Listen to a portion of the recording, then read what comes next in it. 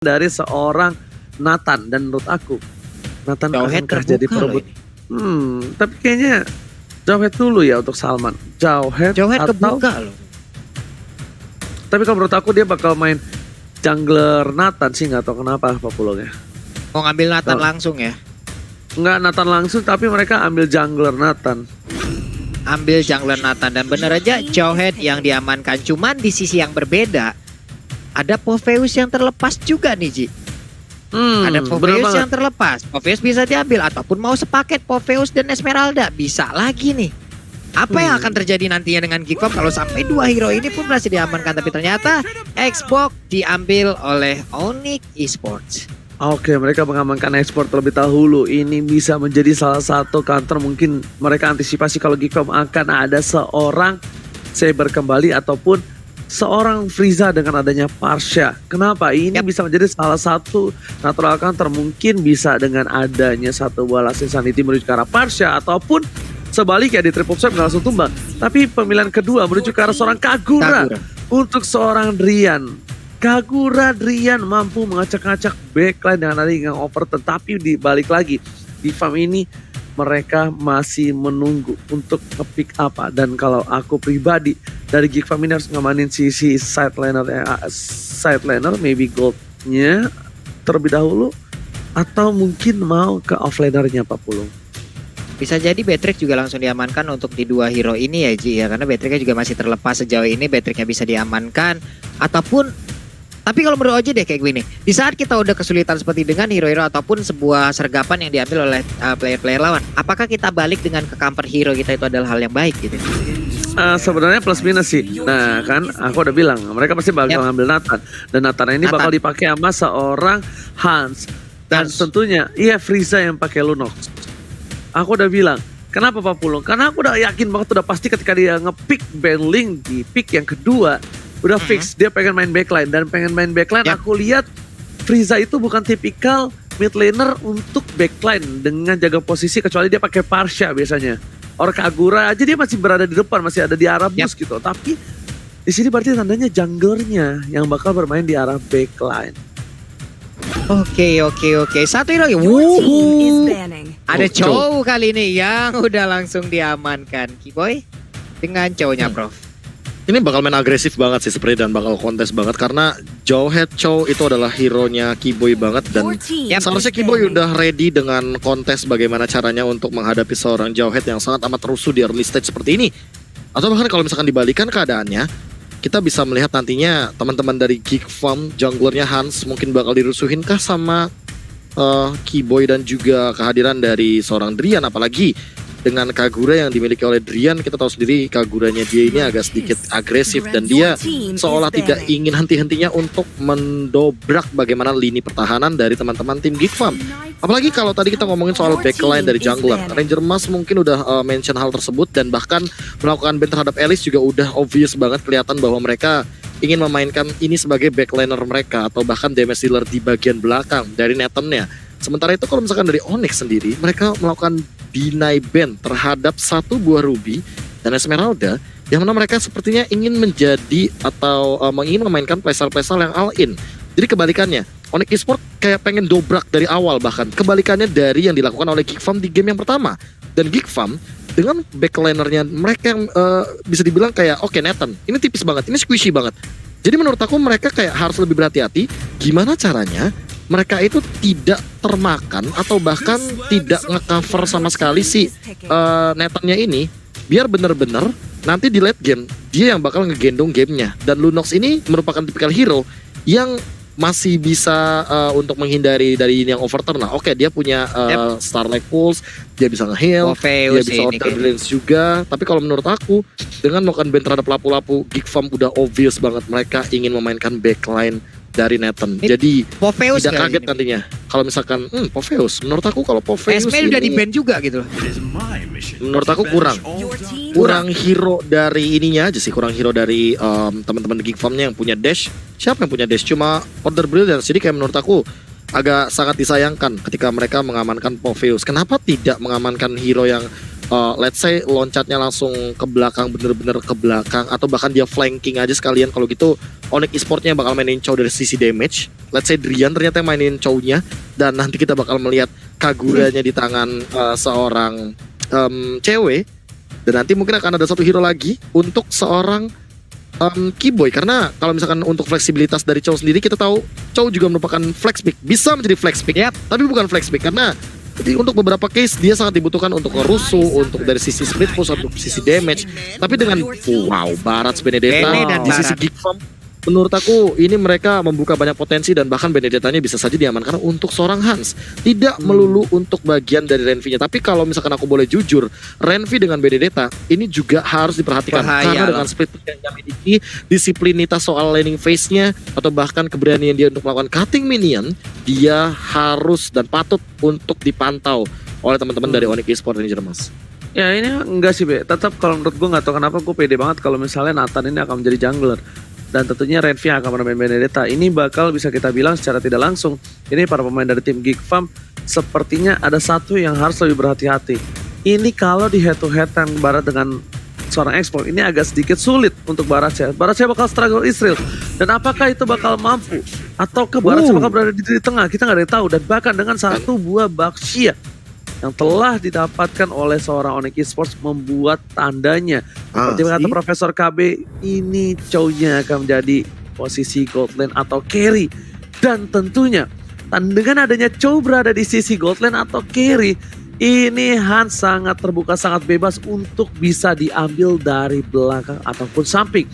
Tapi balik lagi, semuanya akan terjadi di Land of Dawn dalam sebentar lagi. Dan buat aku, minta tolong untuk ke kalian semua, jangan lupa di like, jangan lupa di share, tunjukin komunitas kita terbaik, terkece, tersolid, dan buktikan kalau kita mendapatkan viewers yang luar biasa banyak agar lebih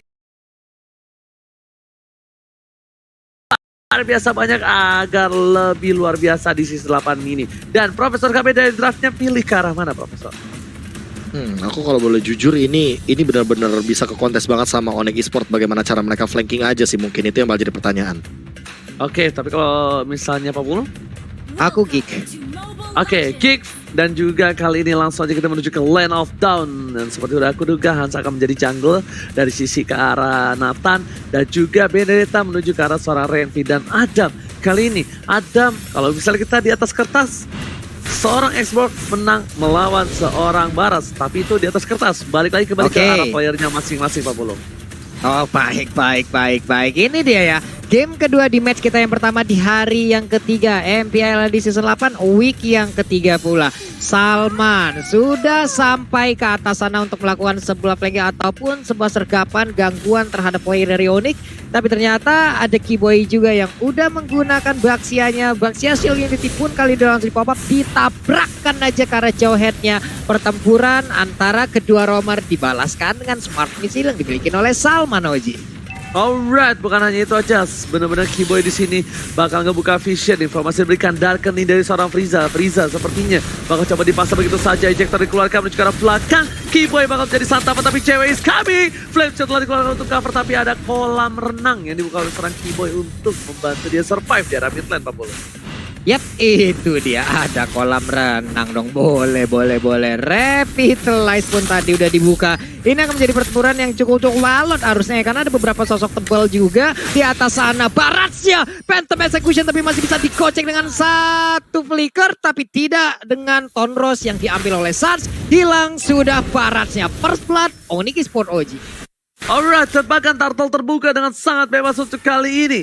Para pemain dari tim Onyx Esports, mereka bakal merotasi ke arah belakang. Renvi menjadi pilihan, ditabrak begitu saja dan bahkan satu hit dari seorang Renvi. Mereka sudah tahu kalau seorang Onyx Esports kali ini bakal bisa di-cutting, tapi ternyata kalkulasi yang salah dari seorang Renvi membuat Renvi terpick begitu saja. Usman damage sudah diberikan, ada Hans di depan sana, tapi ternyata harus selesai retribusi diamankan oleh seorang Hans dengan cukup baik. Retri Domir guys ya, dan ada merasa melap seorang Keyboy masih coba dipasang begitu saja. Boots kerat, Marfula double kill dapatkan, Lucky for triple kill masih coba dipaksa, dia gak punya apa-apa lagi. Dan bahkan satu hit dari seorang Hans yang membuat Sans kali ini gak berdaya.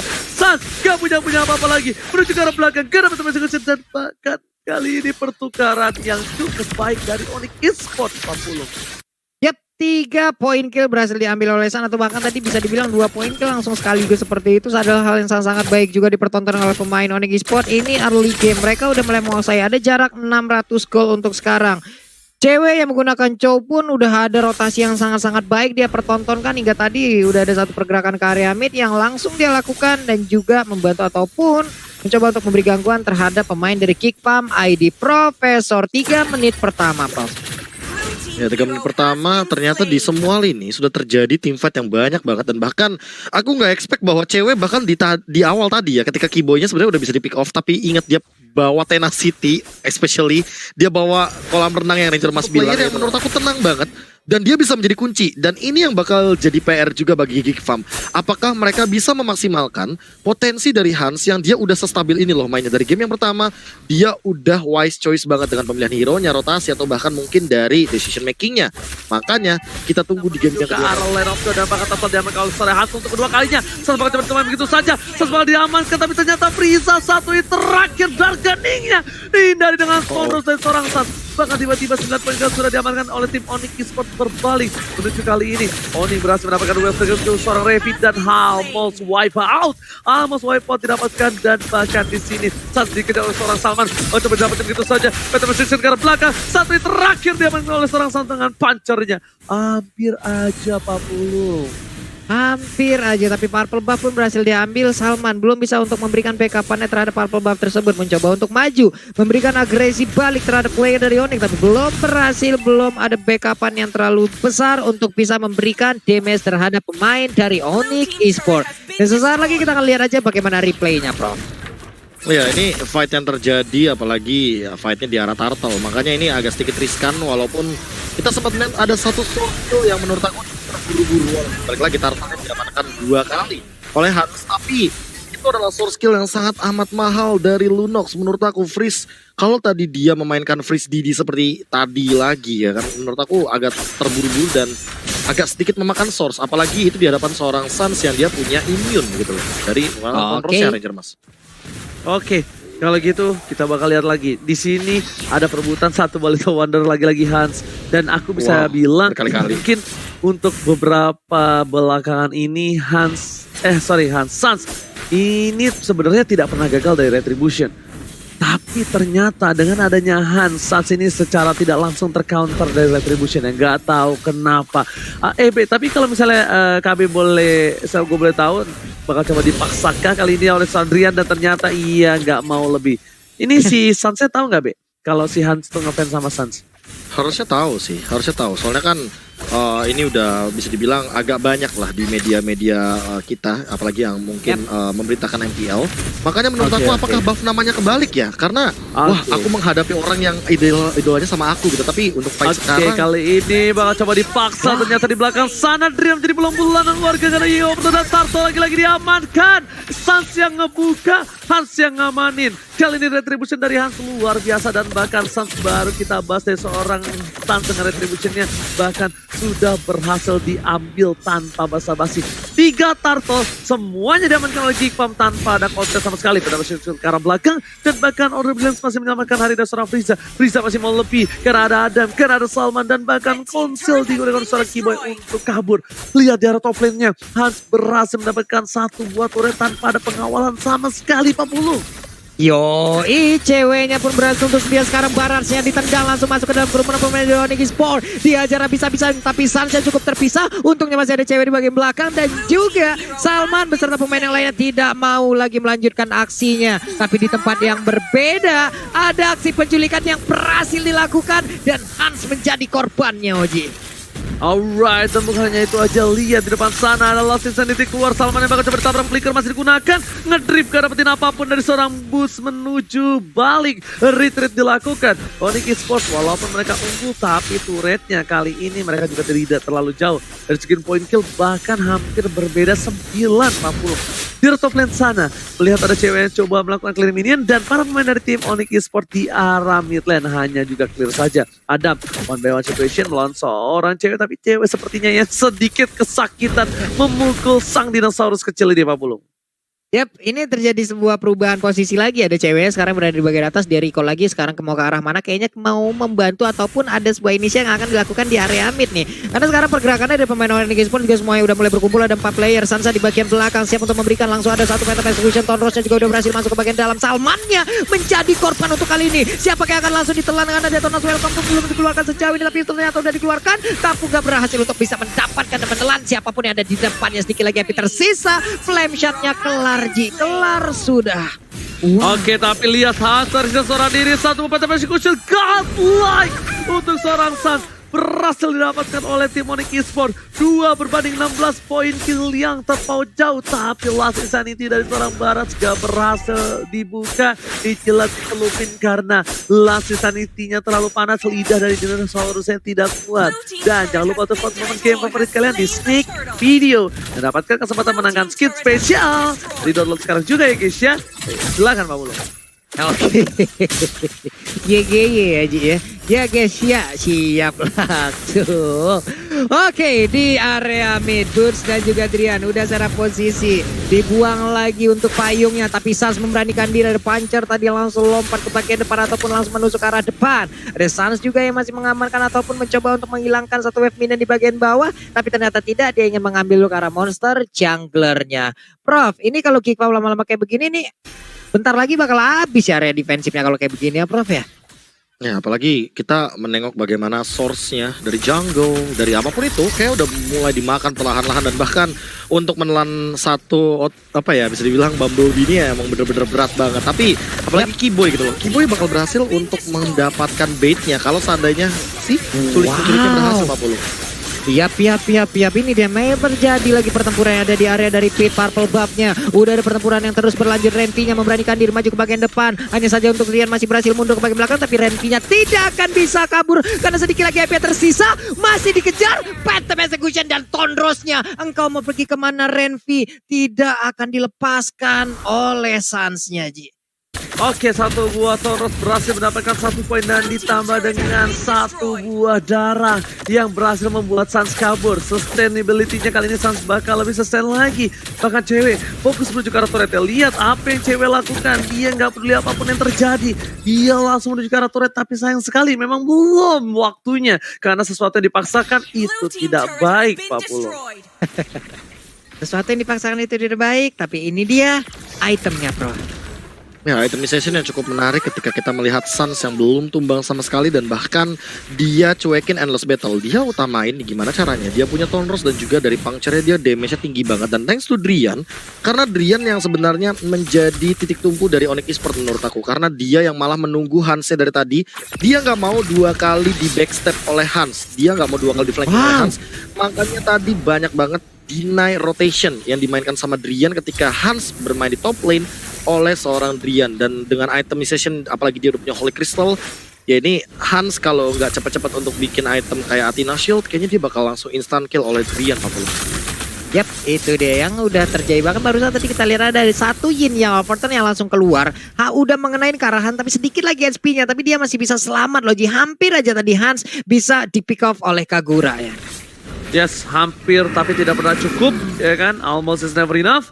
Dan lihat para pemain dari tim Onyx Esports, mereka bakal coba untuk mendapatkan Lord. Mereka ingin mengamankan game ini dengan cukup cepat.